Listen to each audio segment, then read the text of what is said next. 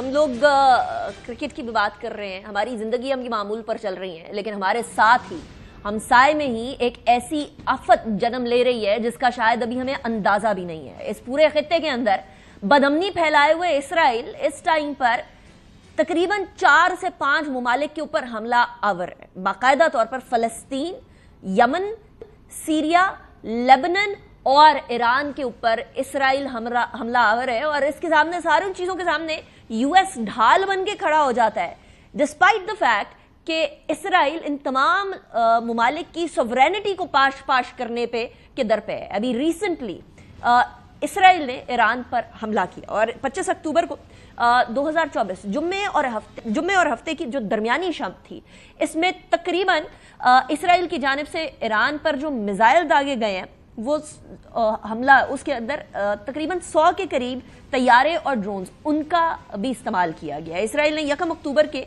ईरानी ballistic मिसाइलों के हमले के बाद जवाबी कार्रवाई करते हुए ईरानी दारुल हुकूमत तेहरान समेत 2 और शहरों पर फजाई हमला कर दिया।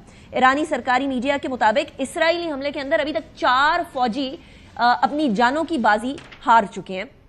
30 जुलाई को इसी साल इसराइल ने हमास के सरबराह इस्माइल हानिया को भी तेहरान में शॉर्ट रेंज प्रोजेक्टाइल से निशाना बनाया था, जिससे इनकी शहादत हुई थी। इसराइल यहां तक नहीं रुक रहा।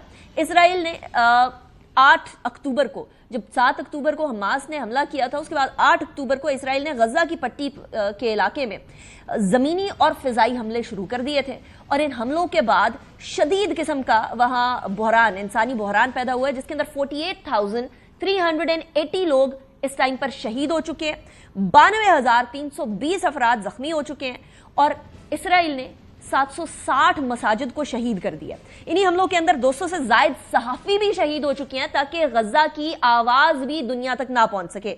20 लाख अफराद खुले आसमान के तले जिंदगी गुजारने पर मजबूर हो गए हैं, खाने के हवाले से भी लाले पड़े हैं। इसी तरह इसराइल ने लेबनान में हमला किया 19 सितंबर 2024 को, जहां मवासलाती आलात के जरिए हमला किया था, जिसके अंदर 37 अफराद शहीद हो गए थे और 3000 से ज्यादा लोग जख्मी हो गए थे। हिजबुल्लाह के जेर इस्तेमाल पेजर्स और वॉकी टॉकी धमाकों के बाद सेहूनी रियासत ने फिजाई हमलों के जरिए आग की बरसात कर दी थी और इसराइल ने शाम पर भी हमले किए।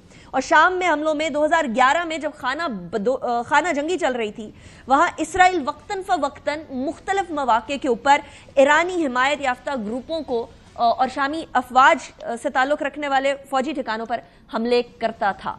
सूरत हाल यहां तक आन पहुंची है, हमारे हमसाए तक बात पहुंची है और अमेरिका कह रहा है कि ईरान ने अगर जवाब दिया तब भी गड़बड़ होगी। सो पाकिस्तान हैज टू डिसाइड कि उसने कहां तक स्टेप अप करना है। इसी के साथ इजाजत दीजिए, अपना बहुत ख्याल रखिएगा। कल